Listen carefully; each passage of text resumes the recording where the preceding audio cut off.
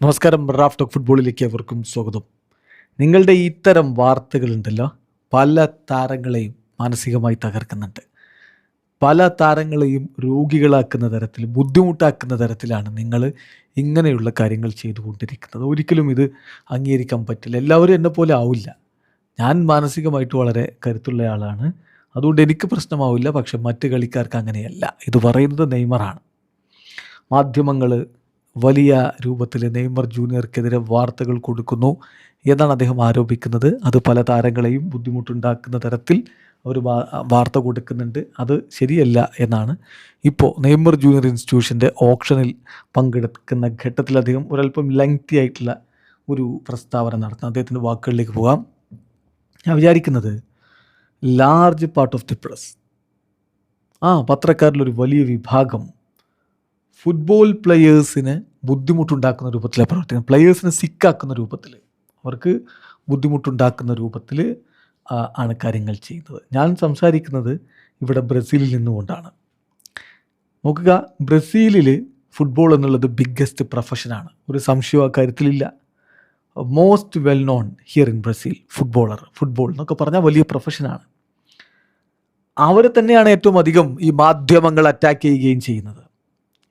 So ഞാൻ വിചാരിക്കുന്നത് കുറച്ചുകൂടി കെയർഫുൾ ആയിരിക്കണം. മാധ്യമങ്ങൾ അവർ ഉപയോഗിക്കുന്ന വാക്കുകളിൽ കുറച്ചുകൂടി കെയർഫുൾ ആയിരിക്കണം. അതുപോലെ തന്നെ എന്ത് ന്യൂസാണ് അവർ റിലീസ് ചെയ്യാൻ പോകുന്നത്, അത് യാഥാർത്ഥ്യമാണോ സത്യമാണോ അല്ലയോ എന്നൊക്കെ അവർ ചെക്ക് ചെയ്യണം.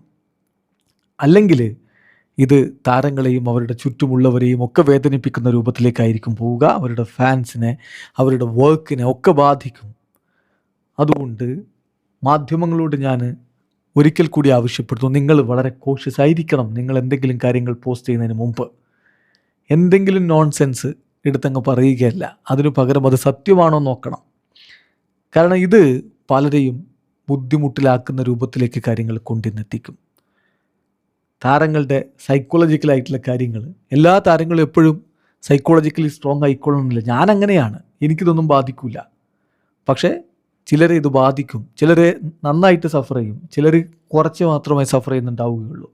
സോ ഞാൻ പറയുന്നത്, നിങ്ങൾ എഴുതുന്ന, നിങ്ങൾ പറയുന്ന വാക്കുകളുടെ റെസ്പോൺസിബിലിറ്റി നിങ്ങൾ ഏറ്റെടുക്കണം. വളരെ ഈസിയാണ്. ഒരു മൈക്കും പിടിച്ചുകൊണ്ട് ആരെക്കുറിച്ചും എന്തും വേണമെങ്കിൽ നിങ്ങൾക്ക് പറഞ്ഞുകൊണ്ടിരിക്കാം. അടുത്ത ദിവസം അത് തെറ്റാണെന്ന് തെളിഞ്ഞാലോ നിങ്ങൾ ആരെങ്കിലും വന്ന് മാപ്പ് പറയാറുണ്ടാ? ഇല്ലല്ലോ, മിണ്ടാതിരിക്കുകയല്ലേ ചെയ്യാറുള്ളത്. ഇത്തരം കാര്യങ്ങൾ വളരെ അധികം മുന്നോട്ട് പോയിട്ടുണ്ട്, പരിധി ലംഘിച്ചിട്ടുണ്ട്. അപ്പോൾ എൻ്റെ മെസ്സേജ് എന്താണെന്ന് വെച്ചാൽ, I want to leave a message that thanks to all my fans. കൂടാതെ എല്ലാ ആളുകൾക്കും, എന്നെ സപ്പോർട്ട് ചെയ്ത എല്ലാ ആളുകൾക്കും ഞാൻ നന്ദി പറയുന്നു. എൻ്റെ ഫാമിലിക്ക്, അതുപോലെ തന്നെ അവർക്ക് വേണ്ടിയിട്ടാണ് ഞാൻ എല്ലായ്പ്പോഴും കാര്യങ്ങൾ ചെയ്തിട്ടുള്ളത്. തൻ്റെ മകളെ ചൂണ്ടിക്കാണിച്ചുകൊണ്ട് കൂടി നെയ്മർ പറയുന്നു, അവർക്ക് വേണ്ടിയാണ് ഞാൻ പ്രവർത്തിക്കുന്നത്. ഞാൻ കളിക്കളത്തിൽ ചെയ്യുന്നതും കളിക്കളത്തിന് പുറത്ത് ചെയ്യുന്നതും ഒക്കെ ഇപ്പോൾ കൃത്യമായിട്ട് അങ്ങനെ തന്നെയാണ്. എനിക്കിനി ഇമ്പ്രൂവ് ആവണം. എൻ്റെ കരിയറിൻ്റെ അവസാന ഘട്ടമാണെന്ന് എനിക്കറിയാം. പക്ഷേ ബെസ്റ്റ് പോസിബിളായിട്ടുള്ള രൂപത്തിലേക്ക് എനിക്കിനിയും ഇമ്പ്രൂവ് ആവണം. ഞാൻ വളരെ ഹാപ്പിയാണ്. എനിക്ക് ലഭിച്ചിട്ടുള്ള എല്ലാത്തിലും ഞാൻ ഹാപ്പിയാണ്. ദൈവത്തോട് ഇനി എനിക്ക് കൂടുതലൊന്നും ചോദിക്കാനില്ല. ഞാൻ വളരെ കുറഞ്ഞ കാര്യങ്ങൾ മാത്രം ചോദിച്ച ഒരാളാണ്. അതിൻ്റെ ട്രില്യൺ ടൈംസ് മോർ എനിക്ക് ദൈവം തരികയും ചെയ്തിട്ടുണ്ട്. സോ എനിക്ക് ആ കാര്യത്തിൽ എൻ്റെ കരിയറുമായി ബന്ധപ്പെട്ടൊന്നും ഒരു തരത്തിലുള്ള പരാതിയുമില്ല. ഞാൻ വളരെ ഹാപ്പിയാണ്. ഇത് ഞാൻ എൻ്റെ ഹൃദയത്തിൽ നിന്നെടുത്ത് പറയുകയാണ് എന്നുകൂടി നെയ്മർ പറയും. അതായത് തന്നെ വിമർശിച്ചാൽ, തനിക്കെതിരെ വാർത്തകൾ കൊടുത്താൽ തന്നെ ബാധിക്കില്ല. കാരണം താൻ മാനസികമായിട്ട് ഇപ്പോൾ കരുത്തനാണ്.